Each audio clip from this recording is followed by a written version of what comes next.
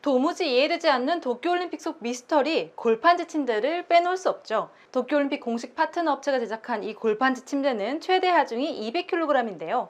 일본 정부는 골판지로 만들었기 때문에 대회가 끝나면 재활용할 수 있다면서 친환경이라는 걸 강조했습니다. 물론 경고하지 않은 건 아닙니다. 아일랜드의 한 체조 선수는 침대에서 뛰는 모습을 촬영해서 올리기도 했는데 이미 전 세계인들에게 조롱거리로 전락한 후였죠. 미국의 한 육상 선수가 자다가 소변이라도 본다면 골판지 상자가 젖어서 침대가 주저앉게 생겼다, 스트레스가 쌓인다 라는 리얼한 후기를 올린 게 화제가 됐거든요. 미국 언론은 이 골판지 침대를 잠자리 방지용 침대라고 비꼬기도 했습니다. 콘돔도 문제가 됐죠. 원래는 코로나 방지를 위해 성관계를 자제해달라면서도 콘돔 15만 개를 배포하겠다는 계획이 공개돼 논란이 됐습니다. 비난에 휩싸인 조직위는 기념품으로 집에 가져가도록 선수촌 입성 때는 나눠주지 않는다고 해명하는 해프닝도 있었죠.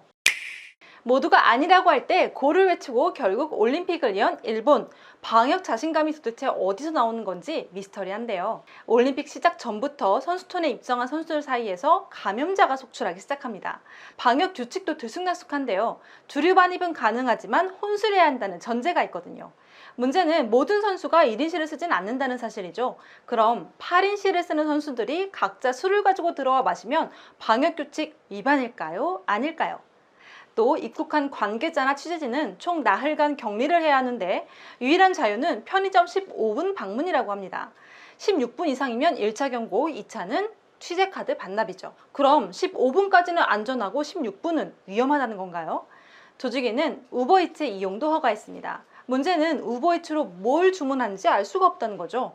선수촌에 반입 가능한 주류는 1인당 5리터인데 우버이츠로 시키면 술을 추가로 주문할 수도 있습니다. 도쿄올림픽 방역수칙 이거 있다고 봐야 하나요? 없다고 봐야 하나요?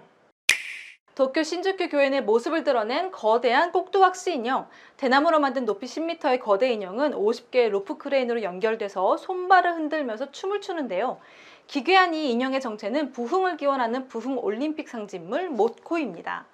모코는 원래 익살꾼을 뜻하는 미야기현의 방언인데요. 올림픽 분위기를 띄우려고 제작이 됐지만 사탄의 인형 척키를 닮은 무서운 외모 때문에 역효과를 불러왔고요.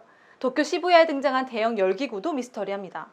도쿄도가 올림픽을 축하하기 위해 만든 미술작품인 마사유메는 현실로 이루어진 꿈이란 의미로 코로나19로 연기됐던 올림픽이 마침내 개막한다는 뜻을 담고 있죠. 그런데 건물 6, 7층 높이까지 떠오른 이 열기구, 눈썹이 짙고 무표정한 얼굴 형상입니다.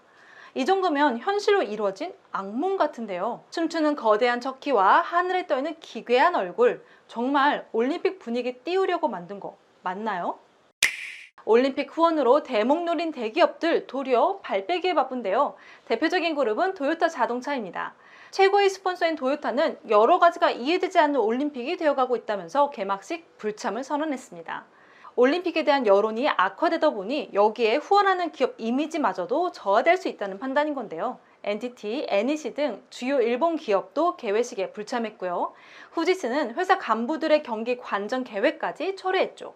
한 스폰서 업체 관계자는 눈에 띄어봐야 좋을 게 하나도 없다면서 올림픽과 빠르게 손절했습니다.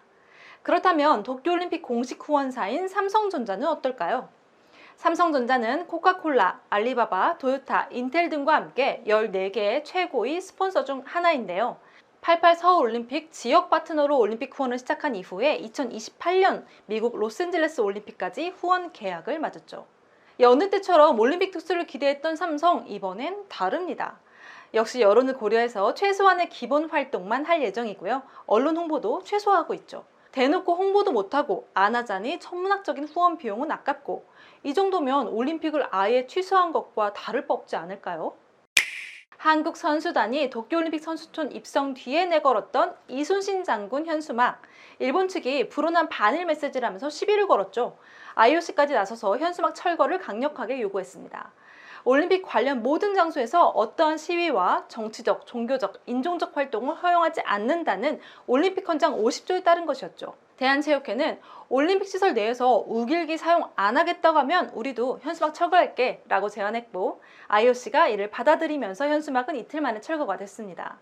하지만 조직위는 우길기가 경기장 반입금지 물품에 해당되지 않기 때문에 우길기를 이용한 응원도 제재하지 않겠다는 뒤통수 치는 발언을 합니다. 극우단체는 하루가 멀다 않고 한국 선수단 앞에서 우길기를 흔들고 확성기와 스피커로 자극적인 발언을 내뱉는데도 일본 경찰은 별다른 제재를 하지 않죠. 이순신 장군 현수막 이후에 교체한 범 내려온다에도 황당한 해석을 내렸습니다. 도쿄 스포츠신문은 일제강점기에 일본이 조선 호랑이를 전멸시킨 것으로 생각하는 사람이 많다. 반일 정서가 깔린 현수막이다 라고 보도했죠. 호랑이는 용맹과 권세 그리고 대한민국의 상징이고요. 모티브가 된 범 내려온다의 노래 가사는 경쟁 상대를 제압하는 강력한 위용을 담고 있을 뿐입니다. 우길기는 되고 이순신과 호랑이는 안 된다는 일본과 IOC, 미스터리하지 않을 수 없네요.